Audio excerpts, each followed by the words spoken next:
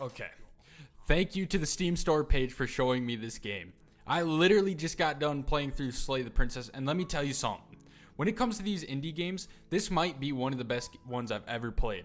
I haven't felt this way since I played Omori, so I want to discuss this absolute gem with all of you and tell every single one of you why you should buy this game. So let's talk about what the game is. This is a visual novel made by Black Tabby Games, and I will personally kiss every single one of them on the lips because I fucking love them. Steam has it listed as a psychological horror game, and while it definitely does have some of that in its genes, overall it's not that scary. And I'm a complete bitch when it comes to horror games, so if I don't find it scary, then probably no one else will. But that's not a bad thing at all. Okay, Michael, it sounds like you're just gonna glaze this game for 10 minutes. Is that all you're gonna do? Yes, precisely. That is exactly what I'm gonna do because this game deserves it. But I'm gonna go on a glazing spree, so let's get back to the actual game. So I don't want to try to spoil anything, but no promises. So I'm gonna try and tread lightly. It's what the title says, Slay the Princess. That's your job and you have to see it through. Or do you? You see, when I downloaded it and saw it was like 7 gigabytes, I was kind of taken back. I was like, holy shit, there's gonna be a lot more to this game than what it says. And yes, there's a lot more to this game than what they tell you. So I started playing and my mind was set. I'm just gonna walk in and I'm gonna kill this bitch. And that's exactly what I did. And sure enough, the game ended. I was done. They rolled the credits. So I started a new game and tried to be friends with her, only for her to be a bitch to me. So I lock her in there. And well, the game actually started. And I won't go into detail until later. And I don't even know if this is spoilers, but I'm just gonna say skip ahead if you don't want any more details about this game, and I fully recommend playing this game blind as I did. So the main chunk of this game is going back to the cabin where the princess is and exploring all of these different paths. You die, come back, make more decisions, and explore even more paths. You bring perspectives to, well, the main princess, and you keep going. Okay, now that that part's over, let's continue. The art style, it's fucking beautiful. Like, it's been hand-drawn with every part given extreme love, care, and precision. It's plain black and white, but there's never been so much color given to the world and the characters. It's simply beautiful. The princess can look stunning, to evil, to tweaker, to just sheer horror. Like, what the fuck? And to godlike.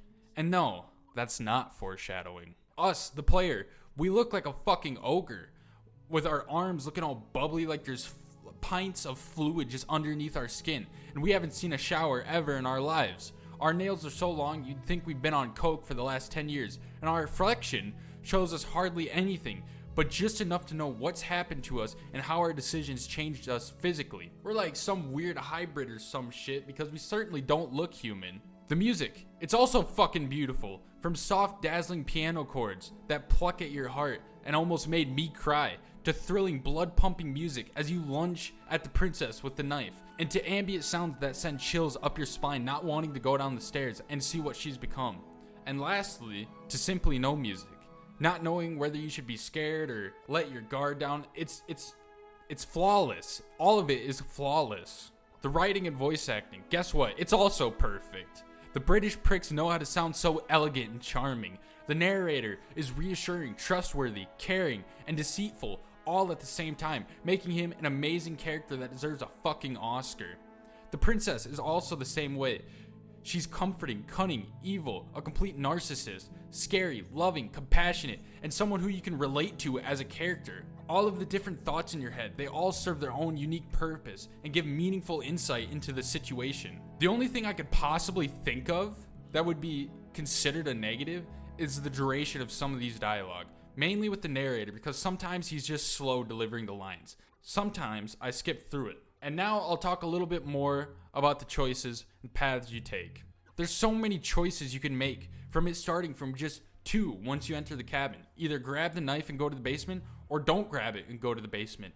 Both of these can lead to extremely different results, and sometimes they can lead you to the same result. But every single goddamn choice you make has been deliberately planned with thought, love, and care put into all of them. There is no wrong answer. Not a single choice I made, I thought, damn, I fucked up. I made the wrong choice. And the one time I did say it was when I accidentally clicked the choice I didn't want to. Listen, I said there wouldn't be any spoilers, or I would try not to add any spoilers, but I lied. I want to talk about some of these paths that you can take so I can explain a little bit more about what this game actually is. It's a love story through and through, and me being the little degenerate who loves my cheesy, shitty rom-com animes, you know I'm all in for this. So pretty much, if you don't kill her right away, it leads to you dying in some brutal fashion. And then chapter 2 will start. Depending on what the choices you make, there could be more chapters or it could end there. But the mirror plays a big role in this game.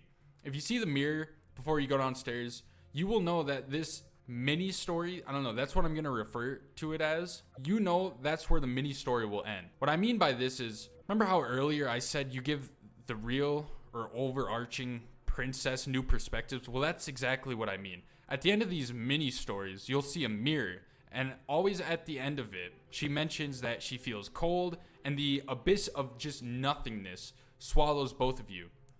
And the never-ending hands just consume the princess, leaving just a mirror to reflect on yourself and to go talk to the goddess that wants these new perspectives.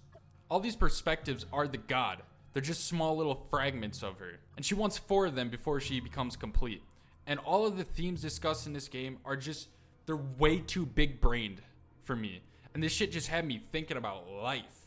And that's all I will say, because I truly want you guys to just go out and buy this game. Like, the game is just flawless, and for only 18 bucks, it's a goddamn steal. You see, I knew this game was going to be special when I entered the void with this goddess and told her I needed time, and I didn't want to go back yet. And once I said that, she says she'll wait for us, and the game closes.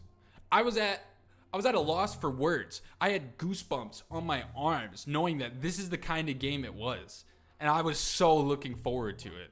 And sure enough, when I opened the game back up, it loaded me right back into where we left off.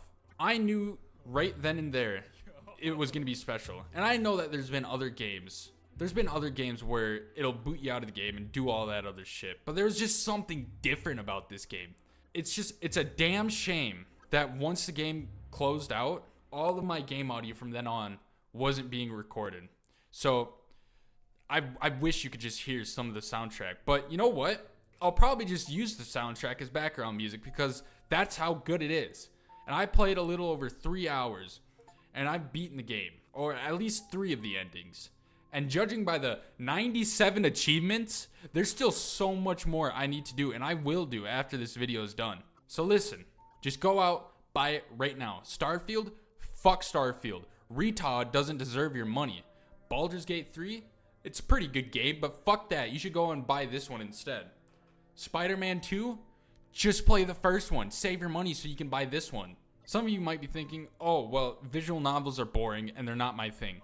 Wait, I don't care. You should still go out and buy this game. Overall, Slay the Princess is an absolute masterpiece, and it instantly has jumped its way into my top 5 favorite games of all time. This is one of the main reasons why I love indie games so much. There's so much care put into these games that AAA games just can't capture. No other game I've ever played have I finished and immediately, not even 5 minutes passed where I go to start typing up the script. I knew as soon as those credits rolled and I got the ending I wanted, I knew I needed to make a video on this. I'm happy for every view I get, and I will remain to do that. But if there's one video I want to just like blow up, get thousands, hundreds of thousands, fucking millions of views, it's this one. And it's not even for myself. It's for this game and the studio. I want millions of people to know how amazing this game is. Thank you to Tony and Abby for creating one of the best games of all time. And I can't wait to see what you guys will create next. All right, the glazing's over. That's all I have for you guys. If you liked this video, give it a thumbs up. And if you disliked it, also hit the like button. Subscribe for even more videos. And as always, Michael's out this bitch.